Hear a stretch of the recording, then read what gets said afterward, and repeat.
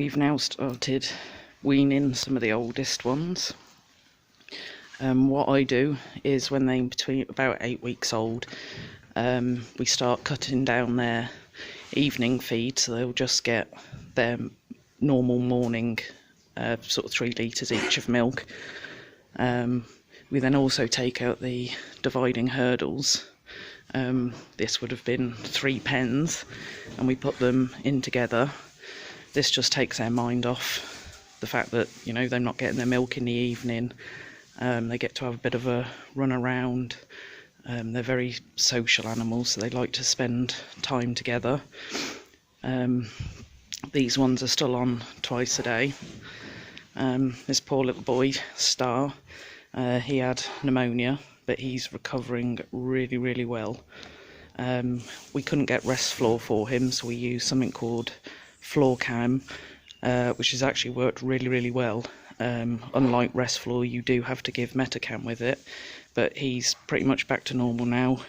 His breathing's a lot better, so he'll be staying on milk a bit longer, even though he was due to be weaned, just to keep his strength up. As with all my calves, I actually give them hard feed right from day one. So by the time they're weaned, they're already eating a good amount of the calf rearer nuts.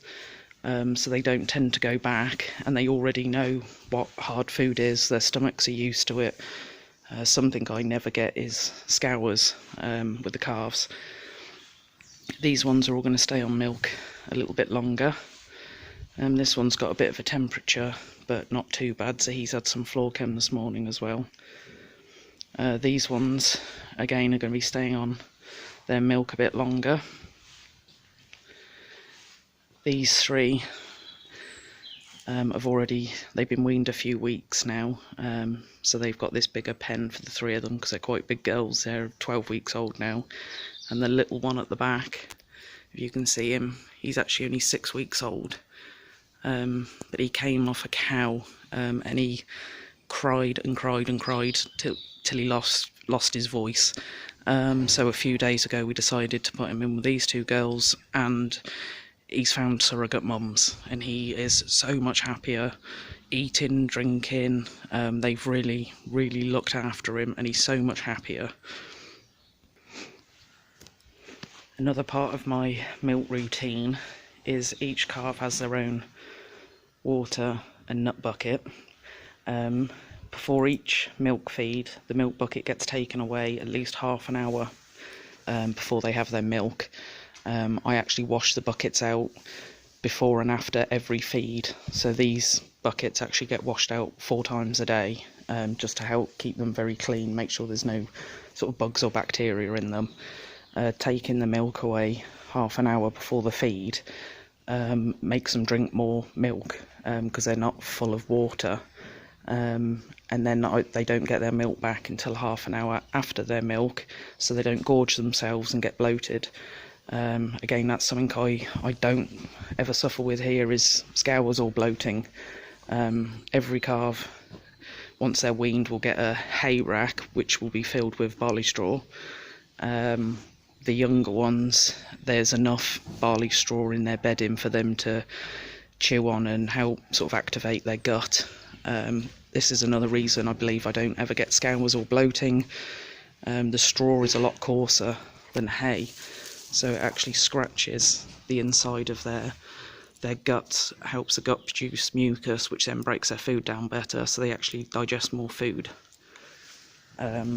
So it's a lot better for them than hay, and they'll actually go through this straw rack, the 3 of them, in a day. And it's just, I say, it's just better for them. Now again, calves are very social animals. They like to play, they like to be able to communicate with each other, so we do only keep them in the individual pens while they're on twice a day milk. And this is the reason I do that, is so I know exactly what each calf is eating and drinking. If I had all 3 of these on milk, I wouldn't know how much each calf was eating of nuts, I wouldn't know how much water they're drinking, I wouldn't know how much milk they're drinking. Once they're starting to get weaned, it's not so important for them to be in together. You know, I can see them sort of eating and drinking, but the younger ones, there's measurements in the water bucket, so I know exactly how much water they've had. They get a certain amount of hard feed a day, sort of about half a bucket full, so I can see if somebody's not eating. For example, this calf yesterday drank half his milk, which is very unusual. This morning, again, only drunk half his milk again. So we took his temperature, even though he's not coughing, he's not breathing fast. He had a temperature of 104. So we've managed to catch that very early, just by the fact that I noticed that he wasn't actually drinking all of his milk. So he's been treated.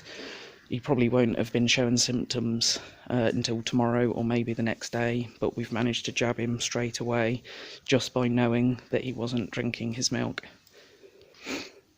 So that's everybody fed and bedded up. They get bedded up every single morning.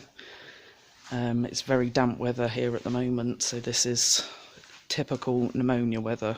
The temperature's a bit warmer than it has been, and it's drizzly, damp weather. Something else that we've done the last couple of years is put these scaffolding boards up along the bottom of the pens. This just acts as a bit of a barrier, so when they're laid down they don't get a draft, and same with the boards at the back. This just stops them from getting in a draft. They don't like drafts at all.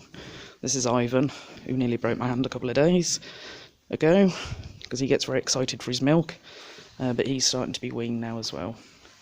So that's everybody all quiet, and I should be putting the radio on now, and that's done until this afternoon.